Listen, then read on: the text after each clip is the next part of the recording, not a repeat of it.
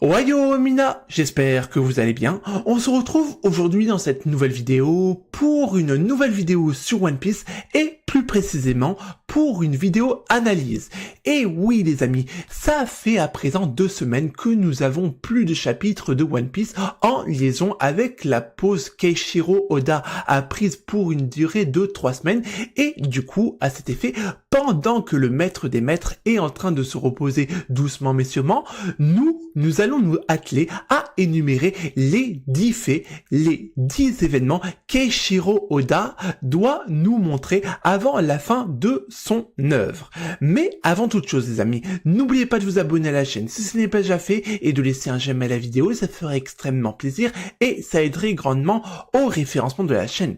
Bien, maintenant que tout cela est dit les amis, nous allons pouvoir rentrer dans le vif du sujet et commencer avec une petite parenthèse que je voulais dire avant de commencer cette vidéo. Pour ceux et celles qui sont abonnés à ma chaîne YouTube, vous avez dû remarquer un petit changement au niveau du rythme de publication de mes précédentes vidéos qui est passé de mercredi à vendredi à samedi et dimanche. C'est tout à fait normal parce que j'ai opéré un petit changement dans le rythme de publication de façon à optimiser ma vie réelle et mon temps de travail, etc. et mon organisation. Donc ça restera comme ça pour une durée indéterminée parce que, disons les choses clairement, la semaine c'est fait pour travailler et le week-end c'est fait pour faire des vidéos, jouer, l'amusement et tutti quanti. Donc c'est comme ça que on va s'organiser de manière à pouvoir faire quelque chose d'un peu près homogène pour ce qui est de la publication des prochaines vidéos. Et écoutez, voilà ce que je vous avais à vous dire en matière de petites parenthèses. Maintenant nous allons pouvoir passer dans le vif du sujet. Autre élément à garder en considération, c'est que vous pouvez toujours aller faire un petit tour dans l'onglet communautaire de la chaîne afin de vous tenir informé sur les différentes news en liaison avec les mangas et les animés en règle générale et du coup de toutes les dernières news. Alors comment va s'organiser cette vidéo ? Comme vous l'aurez compris, on va faire un listing des 10 faits, 10 événements qu'Eiichiro Oda doit absolument nous montrer avant la fin de son œuvre. Ces 10 faits sont des événements faits qui sont basés sur mon envie personnelle. Donc ne soyez pas trop dur avec moi si toutefois ce que vous aimeriez vous de votre côté voir dans l'animé ne soit pas retranscrit dans le listing. Encore une fois, ce n'est qu'un avis personnel. Par contre, il y a quand même une chose importante à prendre en considération, c'est qu'il n'y a pas d'ordre hiérarchique. C'est pas parce que le fait numéro 1 est à la première place qu'il est moins important que le fait numéro 7. Il n'y a pas d'ordre, ce n'est qu'un listing et non pas un classement. Chose importante à notifier avant d'aborder cette vidéo. Je tiens quand même à vous mettre un peu au parfum. Dans cette vidéo, il y aura du spoil, donc faites bien attention au niveau de la timeline, de sorte à ce que vous ne soyez pas spoilé de façon inextrémiste si toutefois vous n'êtes pas à jour au niveau des scans. Voilà, maintenant vous êtes prévenus. Donc, maintenant que le petit sommaire, la petite introduction est à présent achevé, nous allons pouvoir commencer avec la 10e place de notre listing. À tout de suite. Nous commençons notre listing avec l'histoire de Nami. Alors là, les amis, il faut quand même que j'apporte quelques éléments de réponse parce que oui, je mets l'histoire de Nami dans les 10 faits, les 10 événements qui doivent nous être montrés avant la fin du manga parce que au jour d'aujourd'hui, les amis, il faut être vraiment réaliste, voilà, réaliste. On ne sait pas énormément de choses par rapport à Nami. Nami est la première Mugiwara à avoir fait son apparition sur l'écran, bien avant Luffy qui était coincé dans son tonneau. Le fait est, c'est qu'on ne sait pas beaucoup de choses. Bon, ok. Faisons le listing. On sait que Nami est une ancienne membre de l'équipage d'Arlong. On sait également qu'elle adore les berries, qu'elle est une voleuse chevronnée, qu'elle a un don inné pour la navigation. Mais, mis à part ça, on ne sait absolument rien sur cette dernière. Et c'est là où est tout le problème? C'est qu'on ne sait pas grand-chose sur Nami et qu'au niveau du développement de Nami, comparé à certains autres Mugiwara, je veux pas bien sûr parler de Sanji, de Robin, ça reste le minimum syndical et j'estime que Eiichiro Oda doit nous apporter quelques explications supplémentaires, ne serait-ce que pour augmenter la cohérence du personnage. Parce que il va sans dire que on ne sait pas du tout d'où vient son don pour ressentir les éléments de la météo. Voilà. Il faudrait quand même qu'il nous explique ceci. À côté de cela, on ne sait pas du tout d'où Nami vient. Alors oui, on sait que Nami vient de l'île d'Oikot, qui a été attaquée par des pirates, ok, mais ça reste très sommaire. Ça reste très sommaire, et je pense que vous, comme moi, seriez vraiment très intéressés de connaître la suite de l'histoire de Nami. Voilà, tout simplement. Et ne serait-ce que pour améliorer le packaging du développement de Nami, ça serait vraiment très bonifiant pour nous d'en apprendre un peu plus. Et au jour d'aujourd'hui, il y a beaucoup de zones d'ombre qui entourent le personnage de Nami parce que il n'y a pas énormément de choses qui ont été dites. Alors, vous allez me dire, ouais, mais si tu as ce raisonnement-là avec Nami, tu pourrais avoir le même raisonnement avec Zoro, avec Usopp. Zoro, on a eu quelques éléments de réponse en liaison avec l'arc de Wano Kuni, et Usopp, j'ai envie de vous dire que je m'en fous. Voilà, pour être tout à fait franc avec vous. Usopp est le Mugiwara que j'apprécie le moins, et ça restera tel quel jusqu'à la fin. Mais ce n'est pas le cas de Nami que j'aime énormément, et j'aimerais satisfaire ma curiosité par rapport à cette dernière. Aussi, je pense que ça serait vraiment très bénéfique qu'Oda nous fasse un petit flashback de façon indirecte. Pourquoi je dis de façon indirecte? Parce que il ne faut pas oublier que quand on a eu, du coup, les mini-information par rapport au passif de Nami, elle a été encore qu'un bébé, qui était recueilli dans un premier temps par Nojiko avant d'être recueilli toutes les deux par Belle-Mère. Le fait est, c'est que ça serait intéressant qu'on ait un passif indirect qui nous raconte l'histoire de Nami ou du village d'Oikot. Ou du royaume d'Oikot, voilà, vous aurez compris les bails. À présent que nous avons terminé le 10e fait de notre listing, nous allons maintenant enchaîner avec la 9e place de notre listing, et vous allez voir que je vais proposer quelque chose que beaucoup de fans attendent avec impatience. Avant toute chose, les amis, je dois plaider coupable parce que vous êtes en train de regarder quelqu'un qui est un fan de Zoro. Et c'est ce qui justifie le fait que on va parler du potentiel match final, du potentiel affrontement final de Zoro qui l'opposera face à Mihawk. Parce que cela représenterait le combat, l'affrontement final de Zoro pour faire de lui le plus grand sabreur du monde. Rappelons les faits si vous voulez bien, le combat de Zoro et de Mihawk, c'est un combat qui nous a été teasé depuis le début du manga, depuis littéralement l'arc du Baratie, voilà, et pour ainsi dire, encore une fois, ça permettrait à Zoro de valider pourquoi il a rejoint Luffy et son équipage.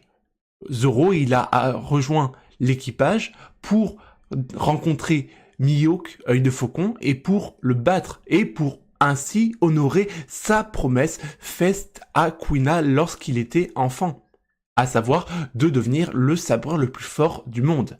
Et c'est un combat que j'attends personnellement avec impatience, parce que quand on voit le résultat du Zoro versus Albert dans le climax de l'arc de Onigashima, bon, ok, c'est l'arc de Wano Kuni, mais bon, moi je différencie Wano Kuni et Onigashima à l'image de Water 7 et NS Lobby, ça m'engage que moi.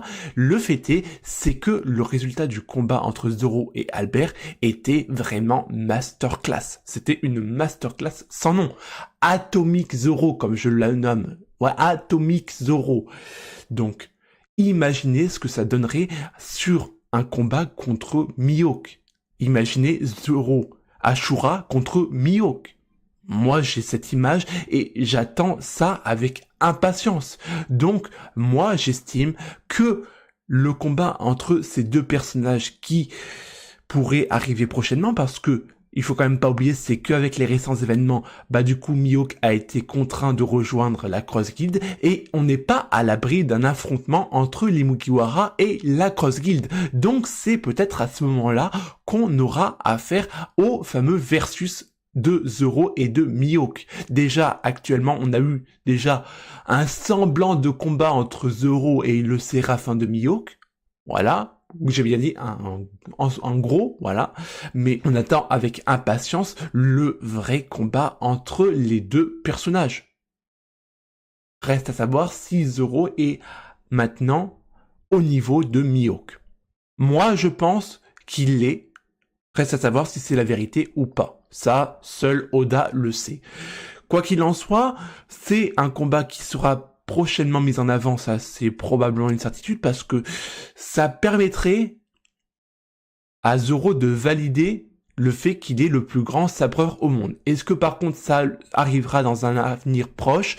Je ne suis pas certain, parce que au regard des derniers événements, la prochaine destination des Mugiwara serait plus l'arc d'Erbaf, tandis que la Cross Guild, elle est pas à côté de tout ce qui est rattaché à Egghead ou à Erbaf. Voilà, donc il faudra peut-être prendre son mal en patience par rapport à ça, mais le fait est, c'est qu'il faudra tôt ou tard que Oda nous montre cet événement qui va hyper toute la communauté fan de Roronoa Zoro. Ça, c'est une certitude absolue. Et écoutez les amis, nous avons terminé l'explication liée à la 9e place de notre listing. À présent, nous allons commencer à parler de la 8e place. Et là, les amis, la 8e place de ce listing, c'est pour ainsi dire the événement que j'attends parmi tous les événements de One Piece avant la fin du manga. Voilà, s'il y avait un classement à faire, la 8e place de mon listing serait la première place de mon classement. Ça, c'est indéniable. Donc, let's go, c'est parti. Le retour de Vivi au sein de l'équipage. Alors les amis, je ne vais pas vous mentir, je suis un pro Vivi avant tout, et ça justifie le fait que je veuille voir ça avant la fin du manga, parce que les amis, il faut que je sois honnête, c'est que depuis les adieux de Vivi qui se sont déroulés aux abords du chapitre 216, il me semble, donc quand Vivi et Kaoru ont dit adieu à l'équipage à la fin de l'arc d'Alabasta, je n'attendais que le retour de cette dernière au sein de l'équipage, parce que pour moi, Vivi fait partie intégrante de l'équipage, et ça a été déjà prouvé par Eiichiro Oda lui-même, qui disait que Vivi était une Nakama à part entière.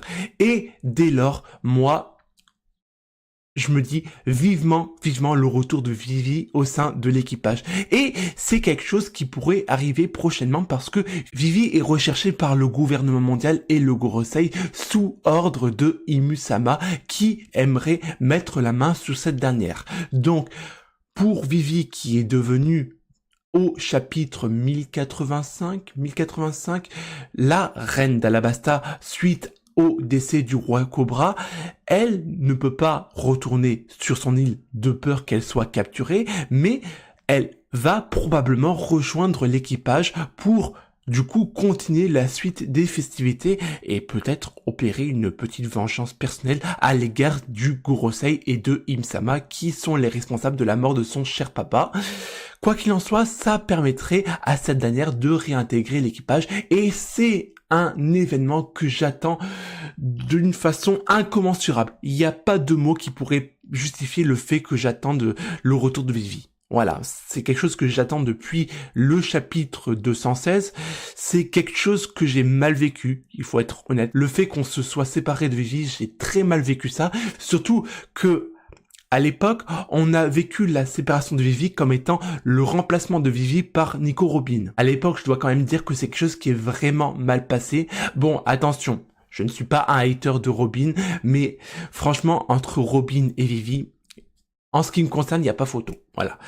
Le fait est, c'est que moi, j'estime que Vivi est la dernière Mugiwara de l'équipage, parce que Vivi a une place importante au sein de ce dernier, qui est la place diplomatique.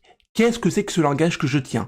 Pourquoi une place diplomatique, c'est que qui de mieux que Vivi, qui est maintenant la reine d'Alabasta, pour vendre les bienfaits qu'a fait l'équipage des pirates au chapeau de paille aux autres monarques des différents royaumes. Qui de mieux que Vivi? Vous pourrez me dire, ouais, à ce niveau-là, tu pourrais aussi citer Shirahoshi, Rebecca, Momonosuke. Ok. Le seul problème, c'est que pour ce qui est de Shirahoshi et Rebecca, ce ne sont encore que des princesses. Et pour ce qui est du cas de Momonosuke, il faut pas oublier que le garçon, il a 8 ans d'âge mental, alors qu'il est un adulte. Vivi, elle est adulte, elle est reine, et elle a l'expérience. Donc, tous les feux sont au vert concernant Vivi. En plus, détail à ne pas négliger en plus, c'est que Vivi est une Dee à l'image de Luffy. Donc, elle va jouer un rôle capital pour la défiance envers le gouvernement mondial. D'ailleurs, en ce qui me concerne, je verrai plus Luffy et Vivi en tête de liste pour mener la grande révolte à l'égard du gouvernement mondial. Voilà. Ça n'engage que moi, mais je vois les choses de cette façon. En bref, vous aurez compris les bails, j'attends le retour de Vivi d'une façon vraiment indescriptible, tellement j'ai hâte de la revoir. Et c'est sur ça, on va terminer ce 8e point de notre listing et enchaîner avec la 7e place, qui est vraiment très intéressante à mettre en avant. Donc, en avant. C'est au cours du chapitre 573 que nous avons eu la mort de Portgas D. Ace, tué par Akainu.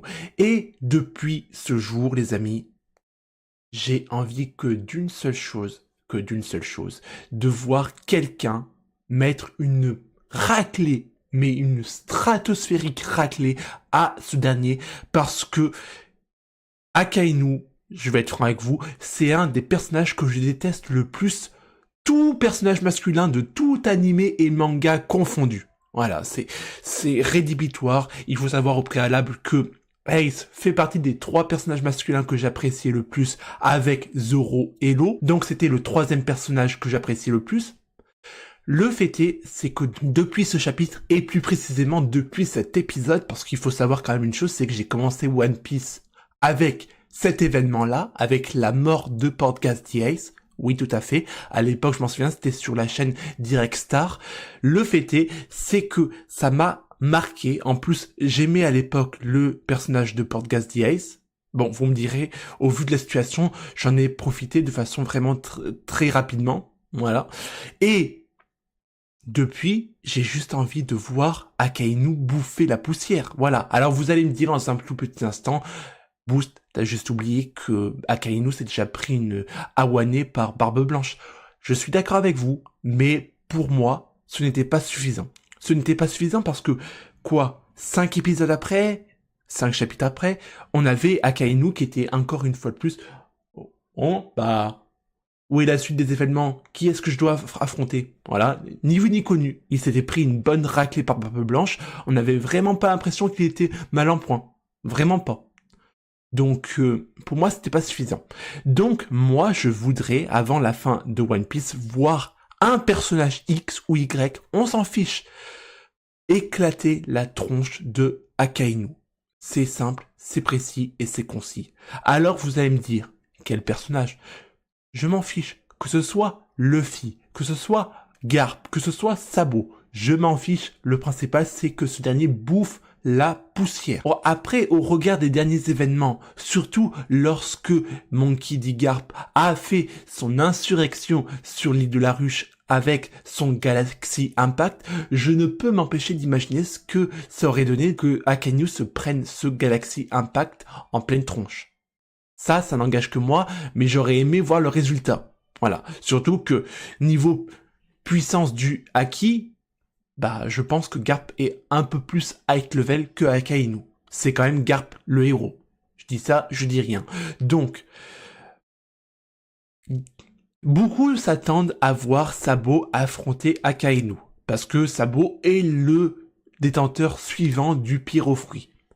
Je dis pas non, mais moi, j'aimerais voir Garp également en mettre une bonne à Akainu. Ça, c'est un fait, Ça, c'est indéniable. Après, est-ce que ça sera le cas? Est-ce que ça sera la réalité? On ne sait pas. La seule personne à avoir la réponse, c'est le grand maître des maîtres, Oda. Et dans quel cadre ça pourrait avoir lieu? Ça pourrait avoir lieu dans le cadre peut-être d'un affrontement entre les pirates et la marine, peut-être dans le cadre d'un affrontement qui opposerait les forces de Marie-Joise aux pirates, peut-être, probablement. Je ne vois pas d'autres cas de figure qui pourraient mettre en avant ceci. Peut-être éventuellement une Marineford V2, mais encore faudrait-il qu'il y ait un événement X ou Y qui fasse que les pirates aillent sur Marineford. Moi, j'y crois pas trop, ça ferait un peu copier-coller et moi, j'aimerais pas ça.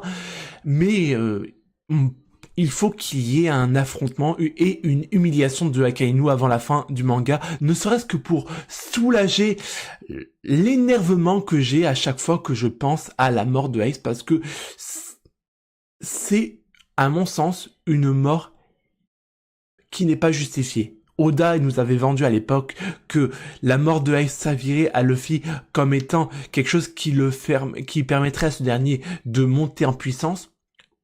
Pour moi, c'est une explication très simple et qui ne justifie pas le décès d'un personnage qui était vraiment très apprécié, comme l'était Portgas the Ace. Et donc, je terminerai là-dessus, il faut qu'il y ait un affrontement qui oppose tel ou tel personnage face à Akainu, et que ce dernier se prenne une awanée de la mort, afin que toutes les personnes qui adoraient Ace puissent avoir la conscience tranquille en se disant, ok, Akainu, il a eu son compte, maintenant on peut enfin passer à autre chose, et Ace aura été vengé à sa juste mesure. À présent, nous allons enchaîner avec la 6e place de notre listing.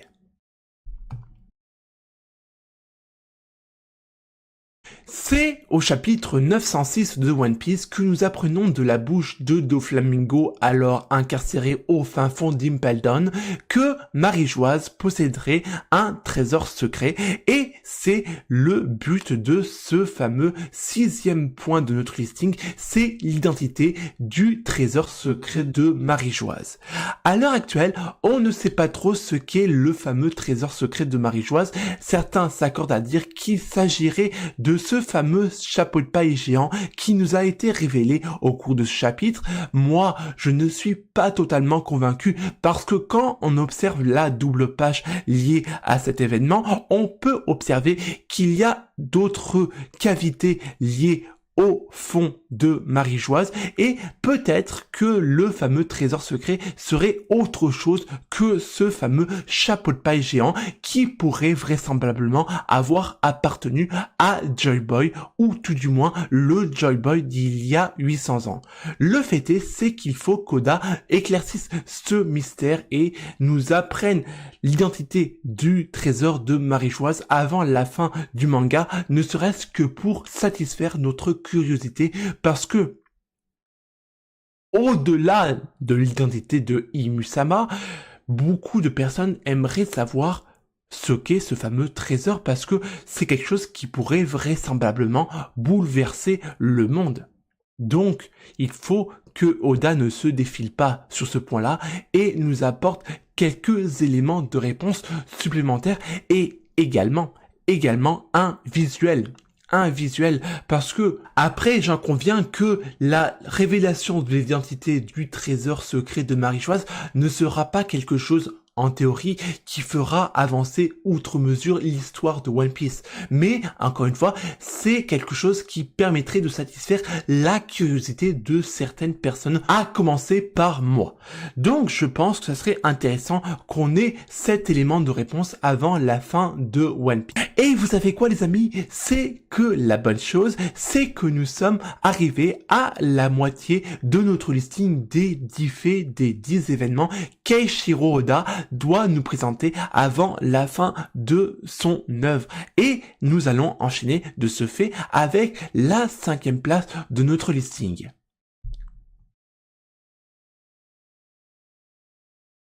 C'est au cours d'un message écrit par Eiichiro Oda lui-même qu'il nous a dit que dans le futur de One Piece, il y allait avoir une bataille qui ferait passer Marineford pour une véritable blague, une véritable plaisanterie. Et c'est à cet instant qu'on va mettre en place notre petit sondage du jour qui vise à vous demander, pour vous, quelle est la bataille où il y a eu le plus gros bordel sans nom au cours de One Piece, entre la grande bataille de Marineford, la grande bataille d'Onigashima et la grande bataille qui se déroule actuellement sur Egghead. Pour ma part, je trouve que les batailles qui se sont déroulées sur Onigashima et qui se déroulent actuellement sur Egghead sont vraiment très importantes, mais elles n'arrivent pas au niveau de ce qu'on a eu au cours de Marineford. Et c'est justement tout l'intérêt de ce point lié à notre listing, c'est qu'il faut qu'Oda nous montre une bataille qui puisse arriver au niveau et surclasser de très loin ce qu'on a eu au cours de Marineford. Et étant donné qu'actuellement, ce qu'on a sur Egghead est vraiment high level, mais pas high level au point de mettre une raclée à Marineford, que ce qu'on a eu au niveau d'Onigashima c'était bien, mais sans plus, tout du moins en ce qui me concerne, il faut qu'il y ait quelque chose de relativement percutant et consistant qui permette de nous dire waouh, ça y est, on a atteint quelque chose qui soit supérieur à Marineford et ce n'est pas encore le cas. Après, j'en conviens que ce que je viens de dire est assez subjectif et assez à prendre avec des pincettes parce que chacun a son propre avis, a sa propre opinion vis-à-vis de la meilleure bataille qu'il y a eu au cours de One Piece. Encore une fois, moi je suis un pro Marineford par rapport à ça. Il y en a qui mettront sur un piédestal Onigashima ou peut-être Egghead. Moi je reste sur Marineford. Même si globalement, je pense qu'il manque un petit quelque chose pour que Egghead soit supérieur à Marineford. Je ne sais pas, peut-être un équipage supplémentaire qui arrive pour aider les Mugiwara à s'échapper de l'île, peut-être, je sais pas, n'importe quoi. Il manque un petit quelque chose qui permettrait à Egghead de surclasser Marineford. Le seul problème, c'est qu'on arrive progressivement vers la fin, vers le climax de l'arc de Egghead, et je vois mal comment les conditions qu'on a actuellement pourraient encore empirer. Vous me direz probablement qu'il faut encore qu'il y ait l'intervention du géant métallique qui rentre en ligne de compte. Ça, on en discutera au cours du chapitre 1112, mais dans l'état actuel des choses, même avec une intervention de ce fameux géant métallique, moi ça me paraît compromis. À moins qu'on ait quelque chose d'ultra hallucinant à l'image de ce qu'on a eu avec Mother Flame. À ce moment-là, peut-être qu'il y aura débat en disant « Ouais, peut-être que, en fait, Egghead, c'est supérieur à Marineford. » Le fait est, c'est qu'actuellement, tout ce que je viens de dire, ce n'est que simple spéculation. Mais si on reste dans l'idée où Egghead ne surpasse pas Marineford, il faudra qu'Oda nous mette en avant une guerre qui surclasse Marineford. Moi, dans mon interprétation personnelle, je ne vois qu'un seul scénario qui permettrait à Oda d'exploiter quelque chose d'encore plus monstrueux que Marineford, à savoir un assaut sur la Terre Sainte de Marie-Joise. Je l'ai dit lors d'une précédente vidéo théorie, ça serait pour moi un véritable cataclysme qu'il y ait un incident sur la Terre Sainte de Marie-Joise. Un peu à l'image de ce que nous avons eu avec l'intervention des révolutionnaires sur la rêverie, mais en multiplié par 10 ou par 100. Voilà, quelque chose comme ça. Quoi qu'il en soit, c'est quelque chose qu'Oda doit nous montrer avant la fin de One Piece, ne serait-ce que pour valider ce qu'il a dit au préalable à ses lecteurs et également pour mettre quelque chose à la hauteur du climax de One Piece parce que on arrive à la fin de One Piece et il faut qu'il y ait une guerre en adéquation à la fin de l'œuvre. À présent, nous allons enchaîner avec la 4e place de notre listing. Et là, c'est quelque chose qui suscite la curiosité, d'à mon avis, les 3/4 des fans de One Piece. À tout de suite. L'identité des différentes armes antiques. À l'heure actuelle, nous savons l'identité de l'une des 3 armes antiques, à savoir celle de Poséidon. L'arme antique Poséidon étant la sirène Shirahoshi, nous pouvons dès lors nous demander quelle serait l'identité, l'apparence des armes antiques Pluton et Uranus. Certains s'accordent à dire que l'arme antique Uranus pourrait être possédée par le gouvernement mondial et par définition la Terre Sainte de Marie-Joise. On sait au cours du chapitre 1055 que l'arme antique Pluton serait cachée dans Wano Kuni, quelque part où on ne sait pas, mais on sait qu'elle se trouve à Wano Kuni.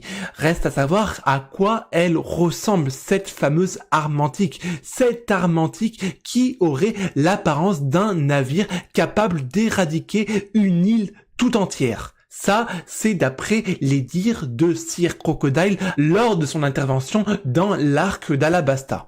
Quoi qu'il en soit, c'est quelque chose qui mérite notre attention et qui suscite notre curiosité parce que je pense que on est bon nombre à se demander, mais quelque chose qui soit capable de détruire une île tout entière, à quoi ça peut ressembler? Et là, on ne parle que de Pluton. Certes, on a l'apparence de Poséidon, qui est Shirahoshi. Mais au-delà de Shirahoshi, la véritable arme Poséidon, c'est la puissance des monstres marins que Shirahoshi peut contrôler. Reste à savoir si Pluton peut être contrôlé par une tierce personne à l'image de Shirahoshi. Certains s'accordent à dire que ça pourrait être le cas pour Vivi. D'ailleurs, ça peut être une des raisons pour laquelle Im-sama veut mettre la main sur cette dernière, parce que si Im-sama met la main sur Vivi, elle met la main par définition sur l'arme antique Pluton. Ça, ce n'est que pure spéculation, mais ça pourrait justifier pourquoi Im-sama voudrait que le Gorosei retrouve impérativement la reine du royaume d'Alabasta. À côté de cela, il reste l'arme antique Uranus, qui reste encore aujourd'hui un mystère total parce qu'on n'a aucune information sur cette dernière, et c'est des éléments, des événements qu'Oda doit nous éclaircir avant la fin de l'œuvre, ne serait-ce que pour la cohérence de son manga. Et les amis, nous arrivons maintenant au podium de notre listing des 10 événements qu'Eiichiro Oda doit nous révéler avant la fin de son œuvre, et ça commence tout de suite avec la 3e position.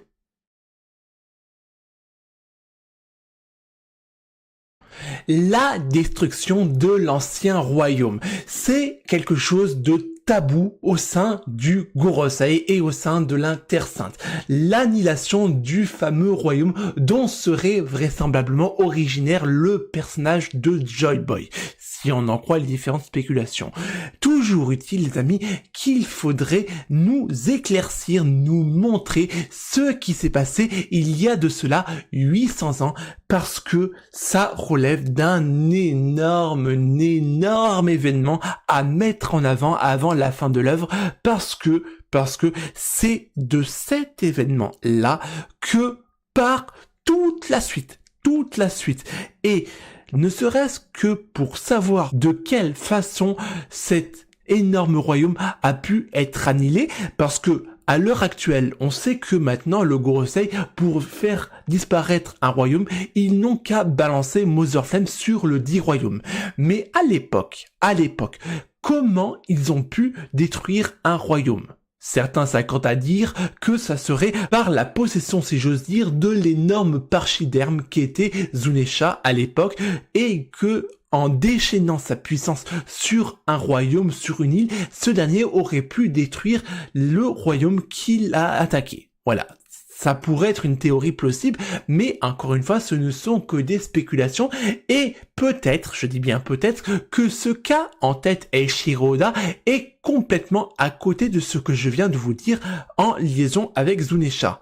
Le fait est, c'est qu'il serait vraiment intéressant pour l'auteur de nous dire qu'est-ce qui a causé la destruction de l'ancien royaume que redoutait tant le gouvernement mondial. La petite finesse dans ce troisième point de notre listing, c'est qu'on aurait à la fois une réponse qui nous permettrait de comprendre ce qui a causé la destruction de l'ancien royaume, mais également ce qu'on aurait également, c'est le possible flashback de Joy Boy lui-même. C'est quelque chose qui serait vraiment très intéressant à mettre en avant la fin de l'œuvre, parce que ça permettrait à nous, lecteurs, de comprendre beaucoup de choses sur le siècle oublié, parce que c'est qu'il faut dire la vérité, c'est qu'on a extrêmement peu d'informations au sujet du siècle oublié.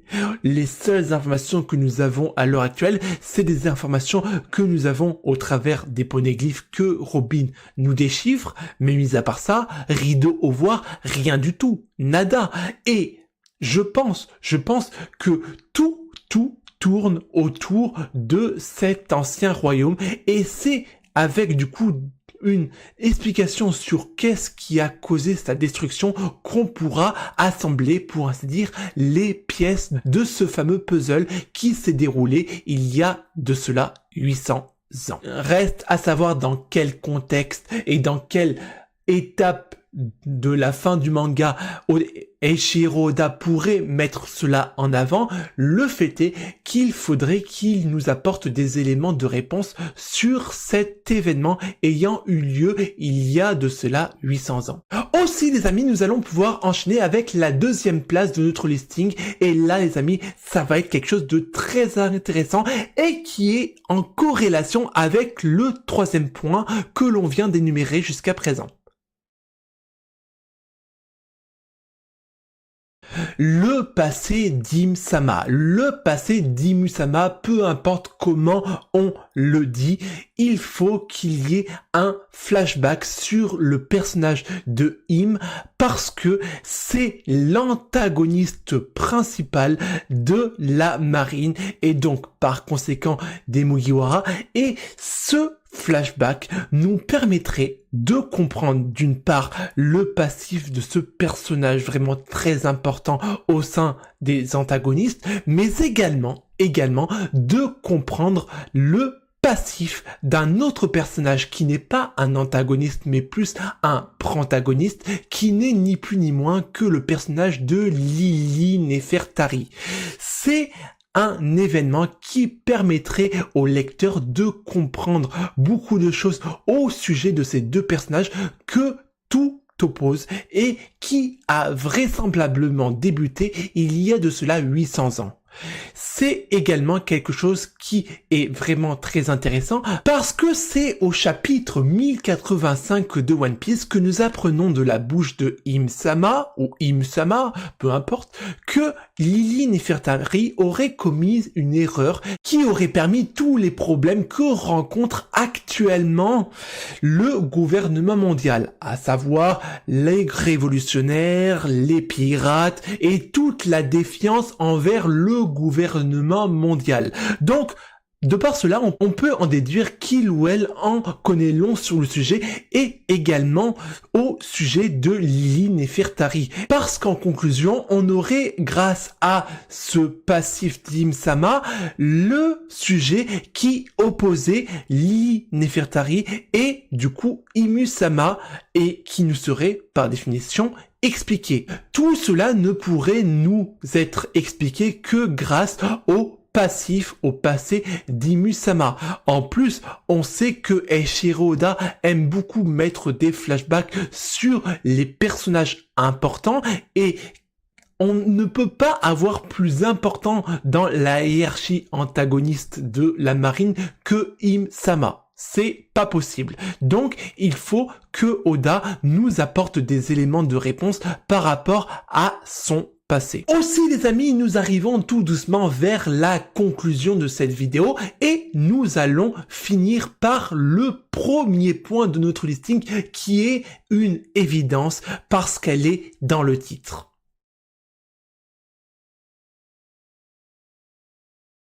La première chose est également la quête depuis le tout début du manga One Piece, c'est l'identité de ce fameux trésor. À quoi ressemble le One Piece? Évidemment, c'est pour ainsi dire la quête ultime du manga, mais c'est également quelque chose que tout le monde redoute par A plus B, parce que logiquement, le jour où on découvrira ce qu'est le One Piece sonnera la fin du manga et de l'œuvre d'Eiichiro Oda, et forcément, c'est quelque chose qui peut susciter l'envie auprès des différents lecteurs, mais également l'inquiétude, parce que quand on aura découvert le One Piece, on pourra dès lors parler malheureusement de One Piece au passé, parce qu'on aura terminé l'œuvre que Eiichiro Oda aura construite depuis de nombreuses années.